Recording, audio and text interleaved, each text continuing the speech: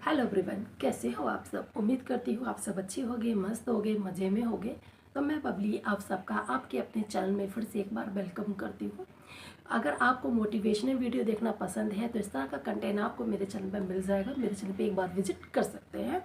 और बरकत, हमारे घर में बरकत नहीं होती है ना, तो हम लोग बहुत सारे लोगों से बात करने लगते हैं कि हमारे घर में बरकत नहीं है, हम क्या करें, कुछ हमें आइडियाज़ दो, कुछ हमें टिप्स दो, कुछ हमें बताओ। तो देखिए बहुत सारे लोग होते मिलते हैं हमें, तो जो जैसे होते हैं वो वैसे ही आपको बातें बताने लगते हैं। कुछ लोग कहते हैं ये कर लो, वो कर लो, यहाँ चले जाओ, वहाँ चले जाओ, ऐसा कर लो, उसके पास चले जाओ। हम उनकी बातों में आ जाते हैं और हम क्या काम करते हैं, हम यहाँ वहाँ जाने लगते हैं और जैसा हमसे कहा जाता है हम वैसा करने लगते हैं। मतलब हम गए और जिसने जो दिया उसको लाके अपने घर में रख दिया और हम ये सोचते हैं कि हमारे घर में इससे बरकत आ जाएगी। तो फ्रेंड एक बात मैं क्लियर कर दूं, आपको बरकत इस तरीके से बिल्कुल भी नहीं मिलने वाली है। जो भी आप बाहर से कुछ लाके अपने घर में रख रहे हो ना, हो सकता है आपके घर में बरकत तो ना आए, पर यह हो सकता है कि आपके घर में नेगेटिविटी ज़रूर आ जाए, आपके घर में बीमारियां ज़रूर आ जाएं। तो देखिए बरकत जो है ना, कोई जादू की छड़ी नहीं है कि उसे घुमाया और बरकत आ गई, या कि कहीं से कुछ ला के घर में रख दिया उससे बरकत आ गई। बरकत आती है अपने व्यवहार से बरकत आती है, आपके कर्मों से बरकत आती है। वो आपको देखना है कि आपके कर्म कैसे हैं, आप क्या करते हो अपनी लाइफ में, आपकी दिनचर्या कैसी है, आपका खान पान कैसा है, आपका रहन सहन कैसा है, आपकी बोलचाल कैसी है। ये सब मायने रखती हैं। अगर ये सब आपके साथ आपका अच्छा है ना, तो आपके घर में बरकत होगी। अगर कहीं ना कहीं आपके रूटीन में कहीं ना कहीं कुछ त्रुटि है, कहीं ना कहीं आप कुछ गलती कर रहे हो, तो आपके घर में बरकत नहीं होगी। तो वो गलतियां क्या हैं वो आज मैं आपको बताने वाली हूँ और उम्मीद करती हूँ ये वीडियो आपके लिए हेल्पफुल होने वाला है। बरकत बरकत क्या होती है। कुछ लोगों का कहना होता है कि बरकत से क्या होगा, कुछ नहीं होता है। बरकत से क्या एक की दो चीज़ें हो जाएंगी। देखिए बरकत से ऐसा कुछ नहीं होता है। बरकत का मतलब ये होता है कि मान लीजिए आपने 2 जनों के लिए खाना बनाया या 3 जनों के लिए खाना बनाया और आपने खाना बना लिया, अचानक से आपके घर में 2 जन मतलब 2 मेंबर और आ गए और आपने खाना बनाया है 3 जन का और मेंबर हो गए आपके 5। तो उसमें क्या है, जितना खाना आपने बनाया है उतने ही खाने में अगर 5 लोग पेट भर के खाना खा लेते हैं, उसको हम कहते हैं बरकत। आपके घर में जो कमाई आ रही है, आपके घर के खर्चे पूरे हो रहे हैं, बच्चों की फीस भी जा रही है, आपके घर का जो रेंट है, जो भी आपके मतलब पैसों का जो भी आपका लेन देन है, जो भी पैसों का आपका खर्च, वो पूरा होने के बावजूद भी आपके घर में जो पैसे बच रहे हैं वो होती है बरकत। आपके घर में खुशहाली है, आप स्वस्थ हो, आपके परिवार वाले स्वस्थ हैं, आपके हस्बैंड आपके बच्चे स्वस्थ है, तो ये होती है बरकत। तो ये हमारे घर में कैसे आए। अगर किसी हाउस वाइफ से या किसी लेडी से आप इसके बारे में पूछोगे तो उनका पता है क्या जवाब होगा कि हमारे घर में बरकत है ही नहीं, पैसा आता है टिकता ही नहीं है, फुरोज आता है। पति की तो अच्छी खासी कमाई है, इतना सारा पैसा कमाते हैं फिर भी पैसा नहीं बचता। सब बीमार रहते हैं, समझ में नहीं आता क्या हो, कहाँ गलती हो रही है, कैसे गलती हो रही है। तो देखिए गलती कहीं नहीं होती है, कुछ गलतियाँ ऐसी हैं जो हमारी दिनचर्या में शामिल होती हैं। तो ऐसी कौन सी गलती है जो हम करते हैं, तो आज उसी टॉपिक पे हम डिस्कस करने वाले हैं। सबसे पहली गलती क्या है, हम लेट सो के उठते हैं, मतलब सूरज निकल गया है और हम आराम से बिस्तर पे पड़े हुए हैं। सुबह को हम आराम से सो रहे हैं, 8 बजे उठ रहे हैं, 9 बजे उठ रहे हैं और घर में हमने झाड़ू भी नहीं लगाई और घर के काम काज मतलब आँख मलते हुए उठे, उल्टा सीधा ब्रश करा और बस घुस गए रसोई में और करने लगे अपना काम कि नाश्ता हम बनाने लगे। तो देखिए इस तरह से भी हमारे घर की बरकत जाती है। तो हमें करना क्या है, हमें थोड़ा सा ना अपनी लाइफ स्टाइल में चेंज करना होगा। देखिए जो वर्किंग वुमेन होती हैं भाई, वो तो थोड़ा सा घर का काम नहीं करती क्योंकि उनके यहाँ पे ज़्यादातर होता है, कुछ लोग के यहाँ पर हाउस हेल्पर आती है। तो आप क्या कर सकते हो, आप थोड़ा सा सुबह को जल्दी उठिए, 6 बजे तो आप उठ ही सकते हैं, मैं ज़्यादा नहीं तो 6 बजे आप उठ सकते हो। आप 6 बजे उठें और 6 बजे उठने के बाद आप अपने पूरे घर को झाड़ू लगा लें। मतलब सुबह की झाड़ू जो होती है ना, वो घर में कहते हैं बरकत लेकर आती है। क्योंकि रात भर का जो आपके घर में कूड़ा कचरा जो होता है ना, वो निगेटिविटी को प्रदर्शित करता है। आपके घर में निगेटिविटी आती है अगर रात भर का कूड़ा आपके घर में पड़ा हुआ है, तो उस कूड़े को हमें घर से निकालना बहुत ज़्यादा ज़रूरी होता है। जब वो कूड़ा घर से बाहर निकलता है ना, तो हमारे घर में पॉजिटिविटी आती है। और जब झाड़ू आप लगाएं तो घर का कूड़ा बाहर लेके जाएं। मैं कुछ लेडीज़ ऐसी मैंने देखी है जो बालकनी से शुरू करती हैं, बालकनी का कूड़ा अंदर को लेकर आती है। जिनके घर ऊपर होते हैं वो बालकनी से कूड़ा अंदर लेकर आती है, पर नहीं, ऐसा नहीं करना। हमें स्टार्टिंग जो करनी है झाड़ू की, वो करनी है रसोई से।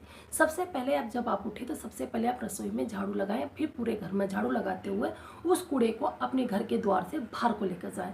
और घर का जो आपका मेन द्वार है उस पर भी झाड़ू जरूर लगाएं। अगर आप फ्लैट में रहते हो तो जो आपका मेन गेट है आपके घर का, वहाँ आप झाड़ू लगाएं। और अगर आप नीचे रहते हो, मतलब ग्राउंड फ्लोर पर रहते हो, तो आपका जो मेन गेट है वहाँ आप झाड़ू जरूर लगाएं। क्योंकि ये कहते हैं जो हमारे घर के आसपास का जो कूड़ा होता है वो भी हमारे घर में, घर की जो बरकत होती है उसको मतलब दूर कर देता है। हम और हमारे घर में क्या होता है, नेगेटिविटी आती है।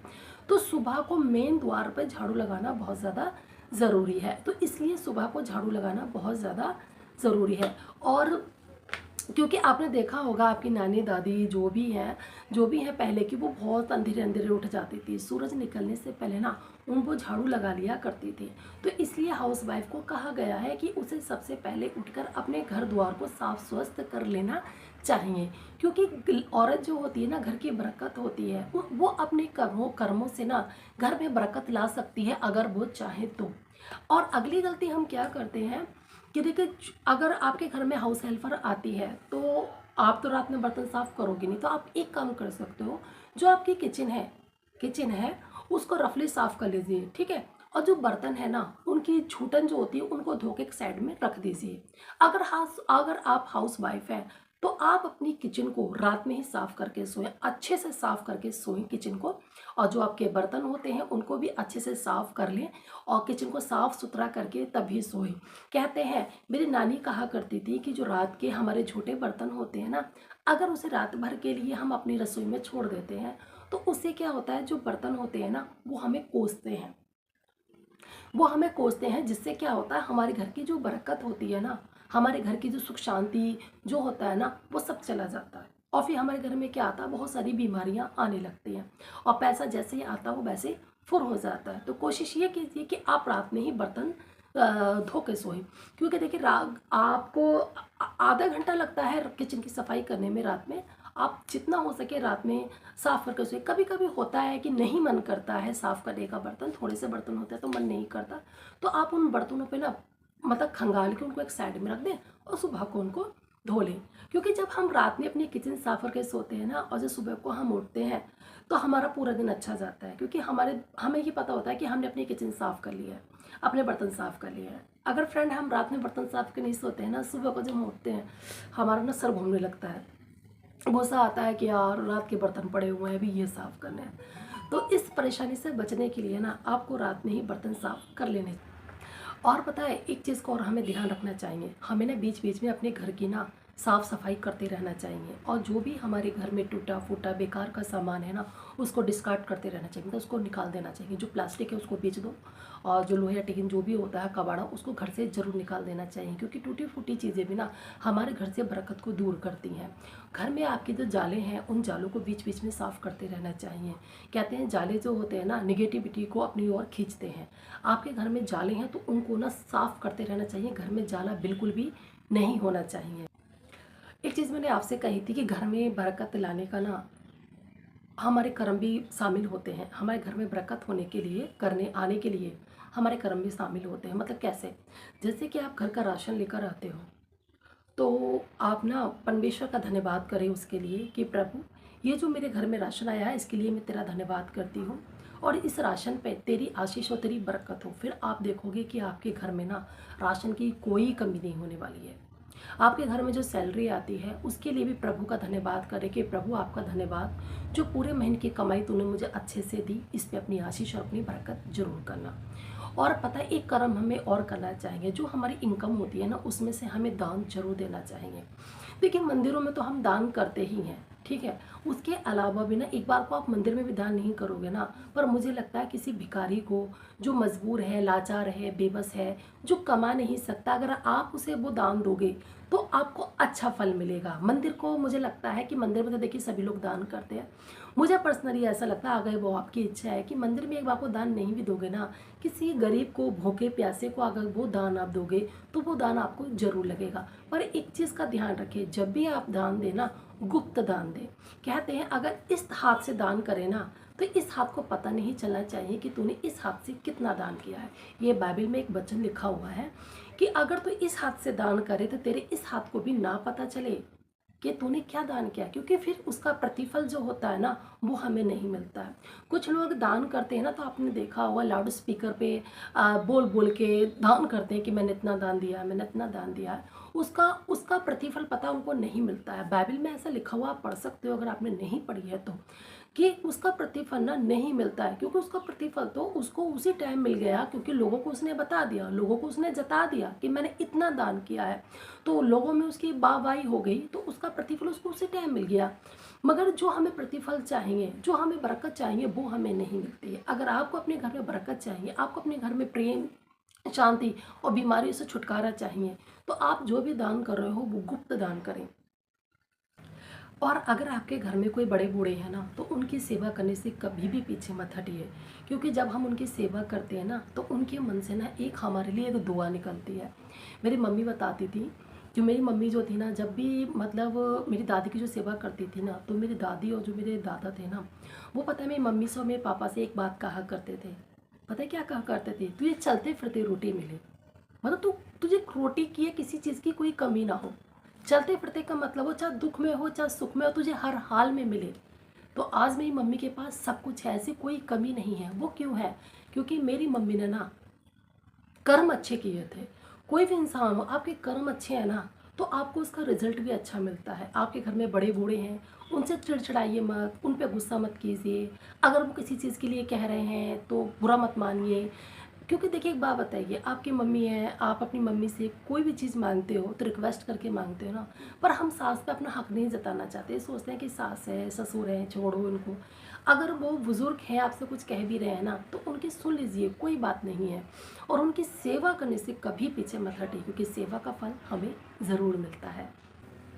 और अपनी सोच को ना थोड़ा सा पॉजिटिव रखिए, क्योंकि आपकी सोच भी ना बहुत ही ज़्यादा मायने रखती है आपके घर में बरकत लाने के लिए। क्योंकि अगर हमारी सोच नेगेटिव होती है ना, तो हमारे घर में वैसा ही होता है जैसे हमारी सोच होती है। इसलिए कोशिश ये कीजिए, अपने आप को पॉजिटिव रखिए, अपने घर को पॉजिटिव रखिए, और अपने परिवार वालों की सोच भी आपकी पॉजिटिव होनी चाहिए।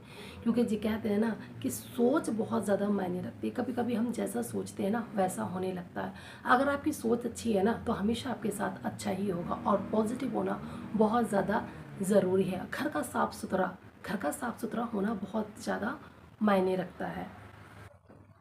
और हाँ, बात बात में ना गुस्सा करना, ये भी हमारे घर में ना बरकत लेके चला जाता है। हमारे घर में से भी बरकत नहीं होती है। हमें अपने स्वभाव को बदलना होगा, अपने व्यवहार को बदलना होगा। मतलब बात बात में जो गुस्सा करते हैं, चिड़चिड़ाते रहते हैं, सारा दिन बड़बड़ाते रहते हैं, कभी कुछ, कभी बच्चों से, कभी पति से, इस स्वभाव को भी आपको बदलना होगा। जब आपका ये स्वभाव बदलता चला जाएगा ना, तो आपके घर में खुद आपको परिवर्तन दिखाई देगा, आपके घर में खुद आपको बरकत दिखाई देगी। और जो भी आप काम करते हो, अपने हर एक काम में, आप हर एक काम में प्रभु को जरूर शामिल करना है। कहीं बाहर जाते हो तो प्रभु को शामिल कीजिए, घर में कोई नया काम हो रहा है तो प्रभु को शामिल कीजिए। मतलब प्रभु आपके हर एक काम में शामिल होना चाहिए। जब आप इस तरह के अपने रूटीन में बदलाव करते हो, अपने जीवन में बदलाव करते हो ना, तो आपको खुद दिखाई देगा कि आपके घर में बरकत, कितनी बरकत है। और आपके आसपास जो मतलब जो जानवर होते हैं, चिड़ियाँ होती हैं, पंछी होते हैं ना, उनके लिए दाना पानी ज़रूर रखिए। जो कुत्ते हैं होते हैं, बिल्ली होती है, गाय होती है, उनको पानी ज़रूर पिलाएं, और उनके लिए ना रोटी वगैरह जो भी आपके घर में बच जाता है वो उनको दे सकते हो। और जो चिड़ियाँ जो होती हैं उनके लिए दाना पानी आप रख सकते हो। देखिए, आपको ईश्वर ने इतना समर्थ सक्षम बनाया है कि आप चाहें ना तो उन पंछियों को भी थोड़ा बहुत खिला सकते हो, और उन जानवरों को भी आप थोड़ा बहुत खिला सकते हो। और जब आप इतने सक्षम हो तो आपको खिलाना भी चाहिए, क्योंकि देखिए कहते हैं ना, भूखे को रोटी खिलाना बहुत पुण्य का काम होता है। और जब हम ये काम अपनी दिनचर्या में शामिल कर लेते हैं ना, तो हमारे घर में किसी चीज़ की कमी नहीं होने वाली है। कहते हैं ना कि छप्पड़ फाड़ के जब आप इस तरह के काम करने लगते हो, ये बदलाव अपने जीवन में लाने लगते हो ना, तो ईश्वर आपको बहुत सारी आशीषों से भरता है, और आपके घर में किसी भी चीज़ की कमी नहीं होती है अगर आप अपने जीवन में इन सब चीज़ों को शामिल करते होंगे।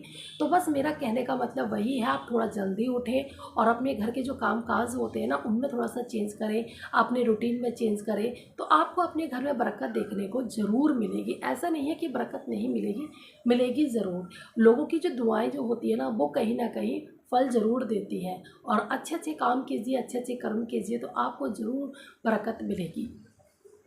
और उम्मीद करती हूँ ये वीडियो आपके लिए हेल्पफुल रहा होगा। अगर हेल्पफुल रहा हो तो प्लीज़ वीडियो को लाइक और चैनल को सब्सक्राइब जरूर कर देना।